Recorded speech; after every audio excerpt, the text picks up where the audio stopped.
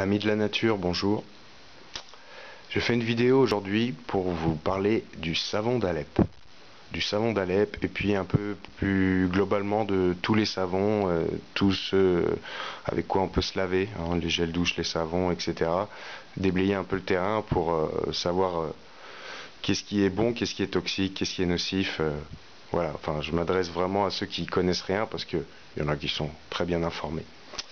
Donc je voudrais parler du savon d'Alep. Alors en voici un beau spécimen.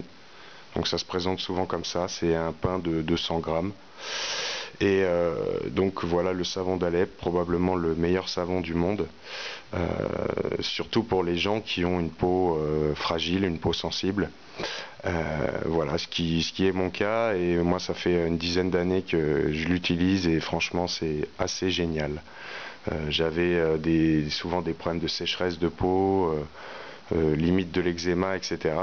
Depuis que j'utilise le savon d'Alep, j'ai plus aucun problème de peau, ça laisse la peau très douce, ça nettoie bien, c'est pas du tout agressif, c'est vraiment recommandé, y compris pour les enfants, il n'y a aucun problème.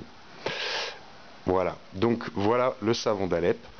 Donc il a vraiment des propriétés purifiantes sur la peau, des vertus aussi astringentes, c'est-à-dire il va pomper, il va absorber un peu comme de l'argile.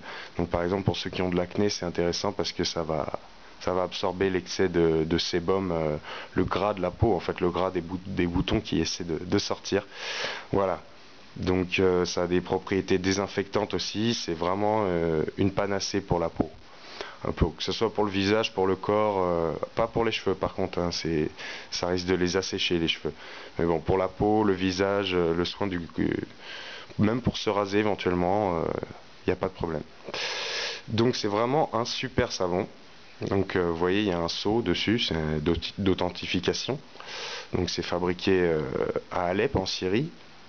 Ça a été fabriqué pendant le conflit syrien, ça a été quand les savonneries se sont arrêtées, ils étaient fabriqués pendant un temps en Turquie, mais à nouveau les savonneries ont repris, et puis en plus, comme vous l'avez peut-être appris, Trump retire ses dernières troupes de Syrie. Je pense que cette guerre est bien terminée, et puis c'est tant mieux pour tout le monde. Et puis ils vont pouvoir continuer à faire du super savon comme celui-là. Alors donc c'est vraiment un savon qui agit favorablement pour tous ceux qui ont des problèmes de peau du type acné, psoriasis, eczéma, plaques de sécheresse, dermatose, etc. Donc ça va vraiment éliminer tous ces problèmes-là, au moins en partie, mais en tout cas ça va agir de manière favorable. Par contre, si vous avez par exemple un psoriasis ou de l'eczéma et que vous allez chez le dermato, il y a peu de chances qu'il vous recommande d'utiliser du savon d'Alep, malheureusement. Il va vous refiler une crème à base de cortisone qui va être assez peu efficace, et puis bon, la cortisone c'est pas bon, on le sait quoi. Je veux dire, faites vos recherches, la cortisone c'est un poison, hein, c'est pas du tout la panacée. Voilà, donc au moins essayez le savon d'Alep. Alors c'est vrai que le savon d'Alep ça a une odeur assez particulière. Moi au début je trouvais ça un peu curieux, j'étais pas tellement emballé. Moi qui me lavais avant avec des gels douche industriels, enfin ou moins ou bio, mais bon, même les gels douche bio, bon ça reste bourré de produits chimiques, hein, malheureusement, de conservateurs, etc. Donc rien ne vaut un bon savon d'Alep. Alors, le savon d'Alep, en fait, il y a différentes qualités, vous imaginez bien. Donc là, j'ai gardé l'étiquette de celui-là. Donc celui-là, en fait, il titre à 12% de baie de laurier. 12% d'huile de baie de laurier. Donc c'est pas mal. Ça peut aller jusqu'à, j'ai déjà vu jusqu'à 40% de baie de laurier. Et en fait, ce qui va faire la qualité d'un savon d'Alep, c'est sa teneur en baie de laurier, parce que c'est vraiment cette huile de baie de laurier qui a toutes ses propriétés purifiantes, désinfectantes, astringentes, etc. Donc, plus il y a de huile de baie de laurier dans votre savon d'Alep, plus il va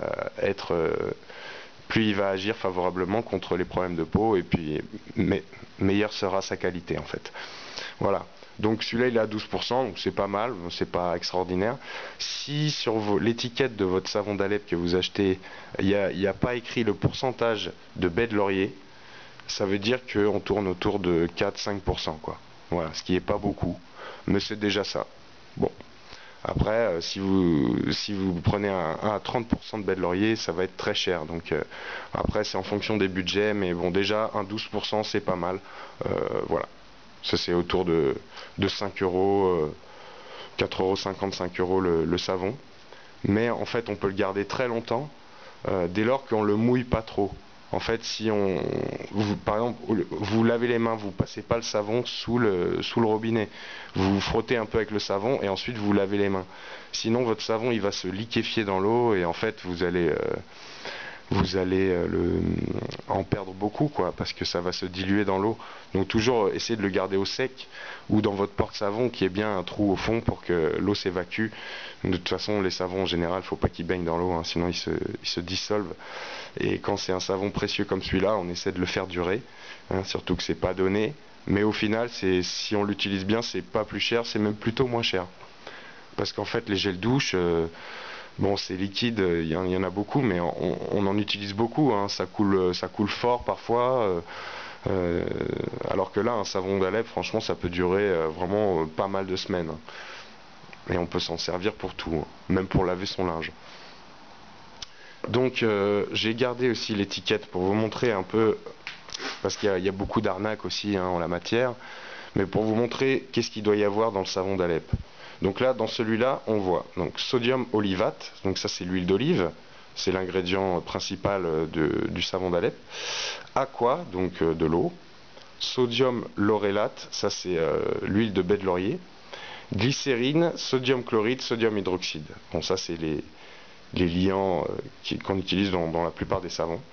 Voilà, donc vérifiez bien, on voit bien que donc les ingrédients principaux c'est de l'huile d'olive, de l'eau et de l'huile de baie de laurier. Donc c'est toujours par ordre d'importance les ingrédients. Donc le premier ingrédient c'est toujours celui qui a le plus et après c'est dégressif.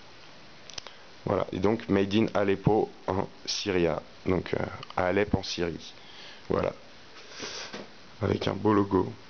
Regardez comme il est joli. Enfin voilà. Donc le savon d'Alep. Alors, je parle depuis tout à l'heure du savon d'Alep, mais c'est vrai qu'on a aussi en France un très bon savon que malheureusement je crois qu'il n'y a plus que 3 savonneries en France qui font du vrai savon. Je veux parler bien sûr du savon de Marseille. Et oui, le fameux savon de Marseille. Alors j'en ai pas là sous la main à vous présenter. Mais par contre, le savon de Marseille, ben, en fait, c'est un peu comme le savon d'Alep, sauf qu'il n'y a pas d'huile de baie de laurier, en fait. Donc il est un peu moins qualitatif, on va dire, ou un peu moins préconisé pour ceux qui ont la peau fragile, sensible. Mais c'est un très bon savon aussi, et en plus il est fabriqué en France, donc bon. Faut en parler quand même, quoi.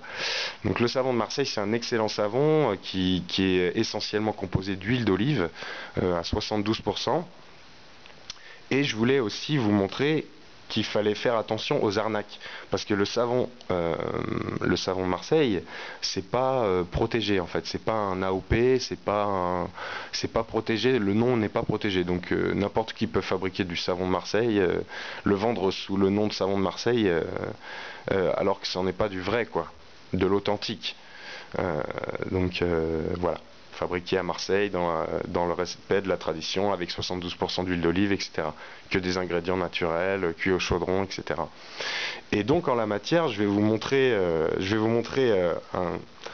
un peu ce qu'on pourrait assimiler à de la publicité mensongère, hein. Enfin, ou en tout cas une tentative d'embrouiller les pistes, de faire croire que c'est du savon de Marseille, c'est ce petit savon. Alors vous voyez, le petit Marseillais. Alors, donc on peut lire, hein, 72% extra pur à l'huile d'olive. Donc c'est vrai que c'est pas écrit 72% d'huile d'olive, mais ça prête à confusion quand même. Parce que là on voit 72% extra pur à l'huile d'olive. Le petit Marseillais, le cube, enfin vraiment le cube caractéristique du savon de Marseille, quoi. Donc la présentation, mais en fait ça c'est pas un savon de Marseille, quoi. Ça c'est du faux. Alors regardez. Ici, sur la tranche, il y a écrit 72% extra pur.